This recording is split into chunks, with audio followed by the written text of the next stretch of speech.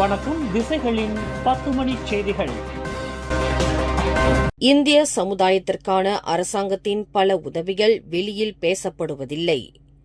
இந்திய சமுதாயத்திற்கு தமது தலைமையிலான மடானி அரசாங்கம் வழங்கி வரும் பல உதவி திட்டங்கள் வெளியில் பரவலாக பேசப்படுவதில்லை என்று பிரதமர் டத்தோஸ்ரீ அன்வார் இப்ராஹிம் தமது ஆதங்கத்தை தெரிவித்தார். இந்திய மக்கள் பிரதிநிதிகள் உட்பட தகவல் சாதனங்களும் அவற்றை பெரிய அளவில் படம் பிடித்து காட்டுவதில்லை, விவாதிக்கப்படுவதில்லை என்று டத்தோஸ்ரீ அன்வார் குறிப்பிட்டார்.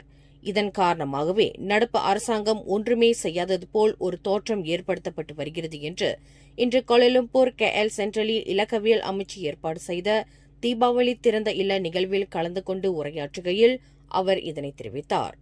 முன்பு தக்கோன் அமனா இக்தியார் போன்ற திட்டங்கள் பூமி புத்திராக்களின் திட்டமாக இருந்தது. அந்த திட்டங்கள் தற்போது இந்திய சமுதாயத்திற்கு திறந்துவிடப்பட்டுள்ளது. தொழில் முனைவோர் கூட்டுறவு மேம்பாட்டுத்துறை துணை அமைச்சர் டத்தோஸ்ரீ ரமணன் தலைமையேற்ற பின்னர் அவ்விரு திட்டங்களுக்கும் தலா 50 மில்லியன் ரிங்கெட்டை அரசாங்கம் வழங்கி வருகிறது. மித்ராவிற்கு அரசாங்கம் வழங்கி வரும் 100 மில்லியன் ரிங்கெட் மட்டுமே அதிகமாக பேசப்படுகிறது.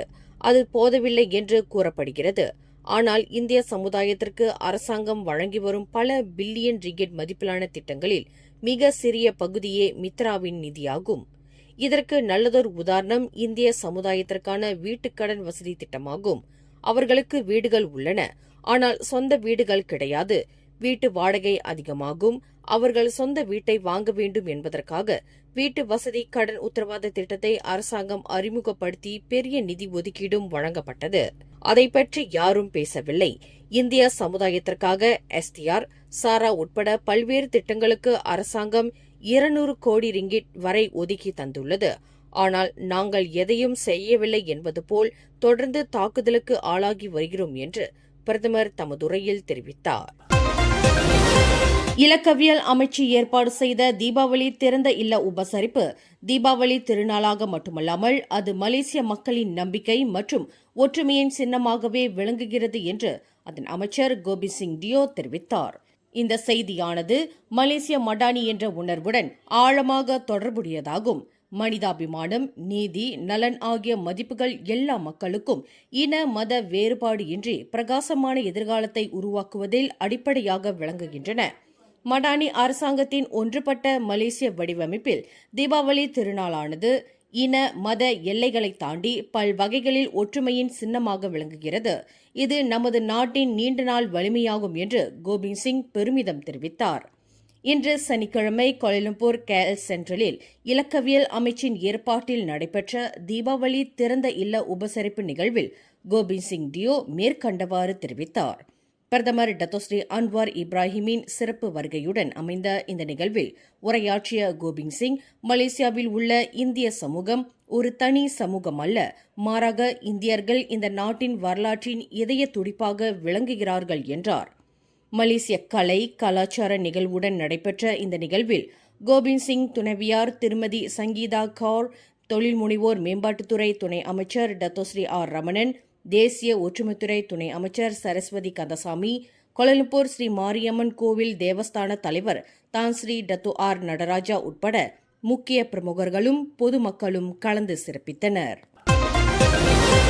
சபா மாநிலத்தின் 17வது பொதுத் தேர்தலில் அடுத்த அரசாங்கத்தை அமைப்பதற்கு எந்தவொரு கூட்டணி அல்லது கட்சியுடன் இணைந்து கூட்டு அரசியல் ஒத்துழைப்பு கொள்வதற்கு அம்னோ தயாராக இருப்பதாக அதன் தலைவர் டத்தோஸ்ரீ டாக்டர் அமட் ஜாயிட் அமிடி அறிவித்துள்ளார். வரும் பொதுத் தேர்தலில் எந்தவொரு கூட்டணியும் அல்லது அரசியல் கட்சியும் மாநில அரசாங்கத்தை அமைக்கும் அளவிற்கு பெரும்பான்மையை பெற முடியாது என்று ஆய்வுகள் காட்டுகின்றன. எனவே அடுத்த அரசாங்கத்தை அமைப்பதற்கு மற்ற கட்சி அல்லது கூட்டணியுடன் அரசியல் ஒத்துழைப்பு கொள்ள தயாராக இருப்பதாக பாரிசான் நேஷனல் தலைவருமான அமட் ஜாயிட் குறிப்பிட்டார். பள்ளிகளில் பாதுகாப்பு நடவடிக்கைகளை வலுப்படுத்துவதற்கு முழு பொறுப்பையும் ஏற்பதாக கல்வி அமைச்சர் ஃபட்லினா சிடெக் இன்று உறுதி தெரிவித்துள்ளார். அண்மைய காலமாக பள்ளிகளில் நிகழ்ந்து வரும் குற்ற செயல்கள் சம்பவத்தை தொடர்ந்து பள்ளிகளின் பாதுகாப்பை உறுதி செய்வதற்கு தார்மீக பொறுப்பேற்பதாக அவர் குறிப்பிட்டுள்ளார். கொலை, பாலியல் தாக்குதல் போன்ற குற்ற செயல்கள் எதிர்காலத்தில் பள்ளிகளில் நிகழாமல் இருப்பதை உறுதி செய்வதற்கு அனைத்து கல்விக் கழகங்களிலும் மாணவர்களின் பாதுகாப்பு மற்றும் நல்வாழ்வுக்கு தேவையான சீர்திருத்தங்களை செய்வதற்கு கல்வி அமைச்சு முழுமையாக உறுதி பூண்டிருப்பதாக அவர் தெரிவித்தார்.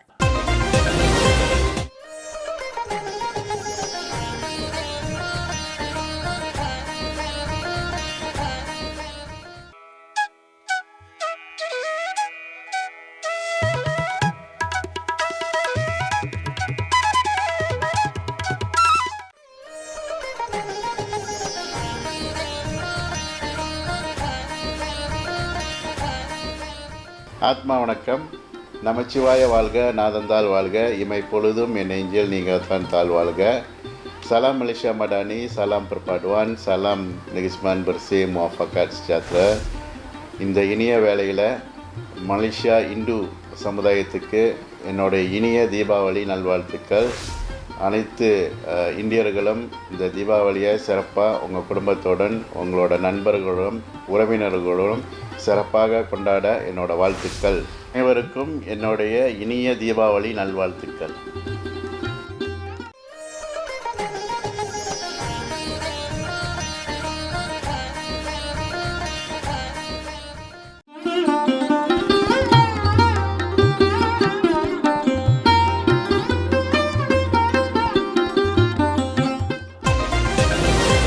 கடந்த ஏப்ரல் 1 தேதி சுபாங் ஜெயா புத்ரா ஐட்ஸ் தமன் புத்ரா ஹார்மோனியில் நிகழ்ந்த நிலத்தடி எரிவாயு குழாய் வெடிப்பு தீச்சம்பவத்தில் பாதிக்கப்பட்டவர்களில் 36 பேர் அந்த எரிவாயு குழாய்க்கு சொந்தக்காரரான பெட்ரோனாஸ் நிறுவனம் உட்பட 5 தரப்பினருக்கு எதிராக சட்ட நடவடிக்கையை மேற்கொண்டுள்ளனர்.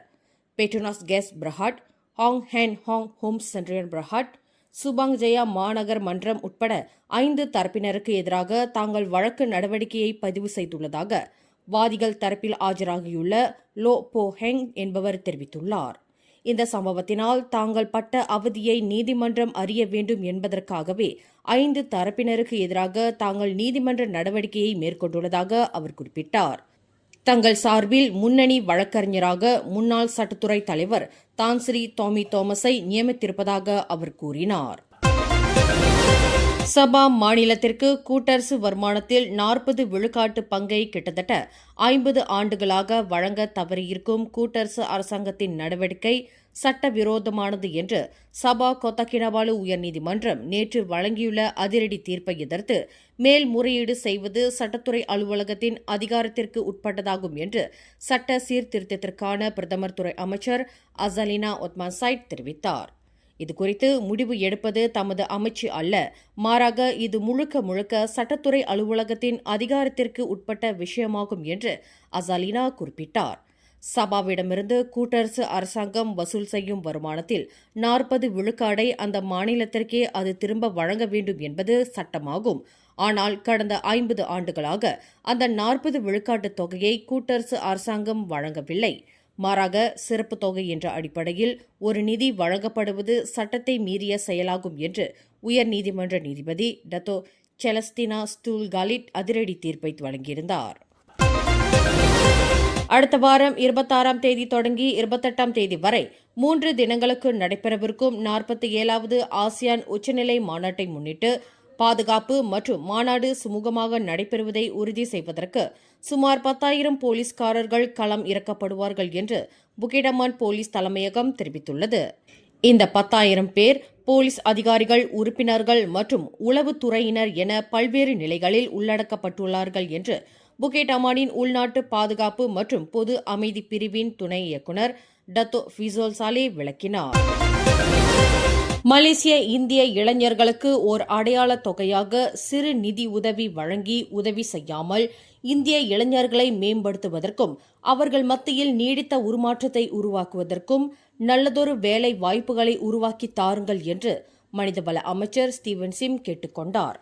இந்திய இளைஞர்கள் நீடித்த உருமாற்றத்திற்கான நம்பிக்கையை விதைப்பதற்கு தமது மனிதவள அமைச்சின் மூலமாக மிசி எனப்படும் மலேசிய இந்திய திறன் முன்முயற்சி திட்டங்கள் அறிமுகப்படுத்தப்பட்டுள்ளதாக அவர் குறிப்பிட்டார். மிசியின் மூலம் பயிற்சி பெற்ற கிட்டத்தட்ட 1000 இந்திய இளைஞர்கள் பொறியியலாளராகவும் தொழில்நுட்ப வல்லுநர்களாகவும் உருவாகி உயர் வருமானத்தின் நல்லதொரு வேலை வாய்ப்புகளில் அமர்ந்துள்ளனர் என்று ஸ்டீவன் சிம் குறிப்பிட்டார். இந்த பயிற்சி திட்டங்கள் வாயிலாக இந்திய இளைஞர்களின் எண்ணிக்கை 5,000 முதல் 10,000 உயர்த்துவதற்கு அமைச்சு நோக்கம் கொண்டுள்ளதாக அவர் குறிப்பிட்டார். இதன் தொடர்பில் டோக்கன் முறையில் நிதி வழங்குவதை நிறுத்துமாறு அவர் கேட்டுக் கொண்டார். நேற்றிரவு தமது தலைமையிலான மனிதவள அமைச்சும் சொக்சோ எனப்படும் சமூக பாதுகாப்பு நிறுவனமும் இணைந்து ஏற்பாடு செய்த தீபாவளி கொண்டாட்ட நிகழ்ச்சியில் கலந்து கொண்டு உரையாற்றுகையில் ஸ்டீவன் சிம் இதனை தெரிவித்தார். வாடிக்கையாளர்களின் அபரிமித ஆதரவுடன் தற்போது பரபரப்பான தீபாவளி விற்பனையில் கடைசி நேர ஷாப்பிங்கிற்கு பலருடைய கவன ஈர்ப்பாக மாறியுள்ளது சுங்காய் பட்டாணி முத்தையாஸ் கேஷ் அண்ட் கேரி வர்த்தக தளம்.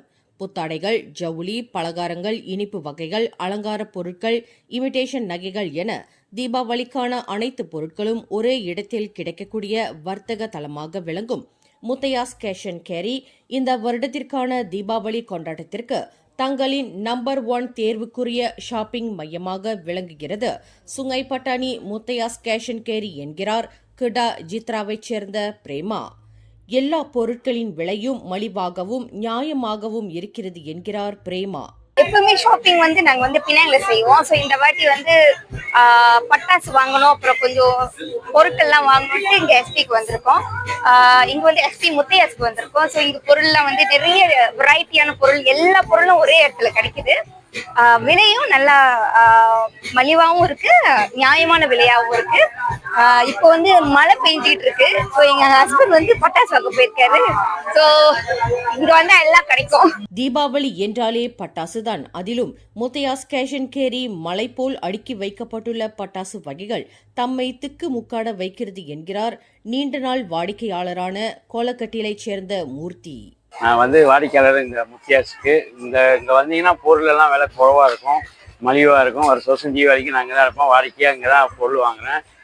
அதாவது அனைவரு மக்களும் இங்கே வாங்கணும் வரைக்கும். அதாவது பட்டாசு எடுத்துக்கிட்டால் தீபாவளிக்கு பட்டாசு தான். இங்கே பட்டாசு தான் ரொம்ப விலை குறைவான இதில் அவர் இது பண்ணுறாரு. மற்ற பொருட்கள்லாம் விலை குறைவாக தான் போகுது. அனைவரும் இங்கே வாங்கணும்னு நானும் ஒரு வாடிக்கையாளர் தான் முத்தியாஸில். எல்லாரும் வேண்டிக்கொள்கிறேன். எல்லாருக்கும் தீபாவளி வாழ்த்துக்கள். வியாபாரத்திற்கு மட்டுமல்ல, கல்வி மற்றும் தர்ம காரியங்களுக்கும் நம்மை ஞாபகப்படுத்துவது முத்தையாஸ் கேஷ் அண்ட் கேரி தாங்க என்கிறார் சுங்காய் பட்டாணி கீர் ஜொஹாரி இடைநிலைப் பள்ளி ஆசிரியர் சந்திரகேசன். தமிழ் பள்ளிகள் மற்றும் கல்விக்கு முத்தையாஸ் கேஷ் அண்ட் கேரி உரிமையாளர் வாசுதேவன் அதிகமாக செலவிட்டு வருகிறார். வாடிக்கையாளரான நாம் அவர்களுக்கு என்ன செய்ய போகிறோம் என்பதனாலேயே இந்த தீபாவளிக்கு முத்தையாஸ் கேஷ் அண்ட் கேரியில் அதிகமான பொருட்களை வாங்கி ஆதரவு தெரிவித்துள்ளதாக சந்திரகேசன் குறிப்பிட்டார். சரஸ்வதி பூஜைக்கு நம்ம கிடா மாநிலத்தில் பர்லேஸ் மாநிலத்தில் இன்ஃபேக்ட் இந்த வருஷம் பினாங்ல ஸ்டார்ட் பண்ணியிருக்காரு. 13,000 ஸ்டூடெண்ட்ஸ்க்கு சாப்பாடு கொடுத்துருக்காரு. Lunch in conjunction with Saraswati Puja. So அவர் ரொம்ப செய்கிறாரு. ஸோ நம்ம பொறுப்பு என்னன்னா, நம்ம அவர் நம்ம செஞ்சால் அவருக்கு செஞ்சாலும் அவரு செய்வார் மிஸ்டர் வாசு. ஸோ நான் ரொம்ப கேட்குற மக்கள்கிட்ட சப்போர்ட் பண்ணுங்க Muthaiyas cash and carry. Muthaiyas cash and கேரியில் அனைத்து பொருட்களும் மலிவு மற்றும் தரமானவையாகும். இரவில் நீண்ட நேரம் கடையை திறந்து வைத்திருக்கிறார்கள். வேலை முடிந்து வந்த தங்களுக்கும் பொருட்களை வாங்குவதற்கு வசதியாக இருக்கிறது என்று முத்தையாஸ் கேஷ் அண்ட் கேரியில் கடைசி நேர ஷாப்பிங்கில் ஈடுபட்ட இதர வாடிக்கையாளர்களும் மகிழ்ச்சி பொங்க தெரிவித்தனர். வாடிக்கையாளராக இருப்பேன், வருவேன் ஜாமான் வாங்குறதுக்கு. டெய்லி இல்லை, மாசத்துக்கு ஒரு வாட்டி அந்த மாதிரி வாங்குவேன். ஆனால் வாங்குறது எல்லாம் ஒரே இடத்துல வாங்கலாம், சீப்பாக கிடைக்கும், நல்ல தரமான பொருள். எல்லாருக்கும் இனிய தீபாவளி நல்வாழ்த்துக்கு. நாங்கள் ஆக்சுவலி ஜேபிலேருந்து வரோம். இவங்க எஸ்பி தான், நாங்கள் ஜேபி. இன்னைக்கு தான் நாங்கள் வந்தோம். முத்தையாஸ்ல இப்போ பர்ச்சேஸ் பண்ண வந்தோம். ஏன்னா இதுக்கு முன்னாடி முத்தையாஸ்ல இருக்கிறதுனால கொஞ்சம் கஷ்டமா இருந்துச்சு. இப்போ தனியா இருக்கிறதுனால கொஞ்சம் ஈஸியா இருக்கு. தீபாவளி திருநாளை முன்னிட்டு தொடர்ந்து வற்றாத ஆதரவை நல்கி வரும் அனைத்து வாடிக்கையாளர்களுக்கும் முத்தையாஸ் கேஷ் அண்ட் கேரி தனது நன்றியையும் மனமார்ந்த தீபாவளி நல்வாழ்த்துக்களையும் தெரிவித்துக் கொண்டுள்ளது. கோலாலம்பூர் பிக்ஃபீல்ட்ஸில் இன்று நடைபெற்ற நகைக்கடை திறப்பு விழாவில் பரிக்காத்தான் பொதுச் செயலாளர் டத்தோஸ்ரீ அஸ்மின் அலியுடன் மாய்கா தேசிய துணைத் தலைவர் டத்தோஸ்ரீ எம் சரவணன் கலந்து கொண்டு சிறப்பித்துள்ளார். பாரிசான் நேஷனலில் ஓர் உறுப்பு கட்சியான மாய்கா அந்த பாரம்பரிய கூட்டணியிலிருந்து விலகி தான் ஸ்ரீ மொய்தீன் யாசின் தலைமையிலான பரிக்காத்தான் நேஷனல் இணையலாம் என்று கூறப்பட்டு வரும் வேளையில் அதற்கு கட்டியம் அமைப்பது போல் அஸ்மின் அலியும் சரவணனும் ஒரே நிகழ்வில் கலந்து கொண்டு தங்கள் அன்பை பகிர்ந்து கொண்டனர். நகைக்கடை திறப்பு விழாவில் இரு தலைவர்களுக்கும் மாலை அணிவிக்கப்பட்டு பொன்னாடை போர்த்தப்பட்டு தலைப்பாகை அணிவிக்கப்பட்டு சிறப்பு செய்யப்பட்டது மிகுந்த கவன ஈர்ப்பாக அமைந்தது. வரும் திங்கட்கிழமை இந்திய சமூகம் தீபாவளி திருநாளை கொண்டாடும் வேளையில் நீண்ட விடுமுறையை பயன்படுத்தி பலர் தங்கள் சொந்த ஊர்களுக்கு திரும்ப தொடங்கியுள்ளனர். வடக்கு தெற்கு நெடுஞ்சாலையில் வாகனங்களில் கூடுதல் எண்ணிக்கை காரணமாக சுங்காய் புலோவிலிருந்து ரவாங் வரையிலும் பண்டார் காசியாவிலிருந்து புக்கேர் தம்பூன் வரையிலும் வாகனங்கள் மெதுவாக நகர்கின்றன என்று LLM எனப்படும் மலேசிய நெடுஞ்சாலை வாரியம் தெரிவித்துள்ளது. நாளை ஞாயிற்றுக்கிழமை தீபாவளி திருநாளையொட்டி பிரதான நெடுஞ்சாலைகளில் டோல் கட்டணத்தில் 50 விழுக்காடு வரை தள்ளுபடி செய்யப்படுவதால் வாகனங்களின் எண்ணிக்கை அதிகமாக இருக்கும் என்று எதிர்பார்க்கப்படுவதாக அந்த நெடுஞ்சாலை வாரியம் அறிவித்துள்ளது. ஜொஹோர் தங்கா புக்கிட் கம்பீரில் 2 அண்டை வீட்டுக்காரர்கள் கைகலப்பில் ஈடுபட்டது தொடர்பில் போலீசார் புலன் விசாரணை அறிக்கையை திறந்துள்ளனர் என்று தங்கா மாவட்ட போலீஸ் தலைவர் சூப்பரிண்டென்டன்ட் ரோஸ்லான் முகமது தலீப் தெரிவித்தார். இந்த கைகலப்பு தொடர்பாக இரு வீடுகளில் பொருத்தப்பட்டுள்ள ரகசிய கேமராக்களின் பதிவுகள் பகிரப்பட்ட நிலையில் இந்த தகராறு குறித்து போலீசார் விசாரணை செய்ய தொடங்கியுள்ளனர் என்று ரோஸ்லான் குறிப்பிட்டார். இரு குடும்பங்களுக்கும் ஏற்பட்டுள்ள கருத்து வேறுபாடே இந்த தகராற்றுக்கு காரணம் என்று அறியப்பட்டுள்ளதாக அவர் மேலும் கூறினார். மேலும் செய்திகளை தெரிந்து கொள்ள கீழே இருக்கும் பெல் பட்டனை அழுத்துங்கள். உங்கள் மகிழ்ச்சியை வெளிப்படுத்த லைக் மற்றும் ஷேர் செய்யுங்கள். தொடர்ந்து திசைகளோடு இணைந்திருக்க சப்ஸ்கிரைப் செய்யுங்கள்.